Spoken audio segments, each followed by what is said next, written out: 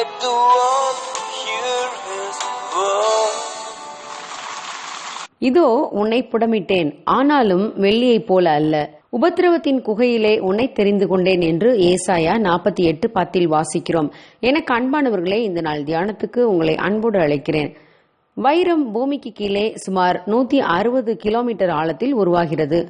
அவ்வளவு ஆழத்தில் கிடைக்கும் அழுத்தமும் வெப்பமுமே சாதாரண நிலக்கரியை வைரமாக மாற்றுகிறது. நிலக்கரி வைரமாக மாற்றப்பட தேவையான அழுத்தமும் வெப்பமும் கிடைக்காவிட்டால் அந்த நிலக்கரி வெறும் கிராஃபைட்டாகத்தான் இருக்கும். பூமிக்குள் இருந்த வைரம் எரிமலை வெடித்து சிதறும் பொழுது பூமியின் மேற்பரப்புக்கு வரும். ஆம் பிரியமானவர்களே, நிலக்கரி தன்னை அதிகப்படியான அழுத்தத்திற்கும் வெப்பத்துக்கும் உட்படுத்தவில்லையானால் அது சாதாரண கரிக்கட்டையாகத்தான் இருக்கும். ஆனால் அதிகமான வெப்பத்தையும் அழுத்தத்தையும் தன்மேல் ஏற்றுக்கொண்டால் வெளியேற பெற்ற ஜொலிக்கும் கல்லாக மாறிவிடும். ஆம் பிரியமானவர்களே, இதை போன்றதுதான் நமது வாழ்வும். தேவன் அதிகப்படியான அழுத்தங்களையும் உபத்திரவங்களையும் நம் வாழ்வில் அனுமதித்தால் சோர்ந்து போக வேண்டாம். சோதனைகளின் வழியாக செல்லும்போதுதான் நாம் கிறிஸ்துவில் வலிமை அடைகிறோம். எனக்கு எந்தவித சங்கடங்களும் வாழ்வில் வந்துவிடக்கூடாது என்று நினைத்தால் நாம் சாதாரண நிலக்கரிகளாகத்தான் இருக்க முடியும். தேவன் நம்மை அவருக்கு உகந்த பாத்திரங்களாக உருவாக்கும் முறை மிகவும் ஆச்சரியமானது. ஒவ்வொரு சோதனைகளும் நமக்கு ஒரு நல்ல அனுபவத்தை தந்து முடிவில் நம்மை ஜொலிக்க வைக்கிறது.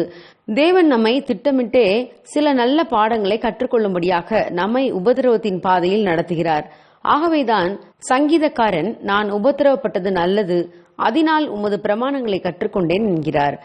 யோசேப்பு தன் சகோதரர்களைப் போல எந்த சங்கடத்தையும் அனுபவிக்காமல் தகப்பன் அருகிலேயே இருந்திருந்தால் அவனால் பிரகாசித்திருக்க முடியாது.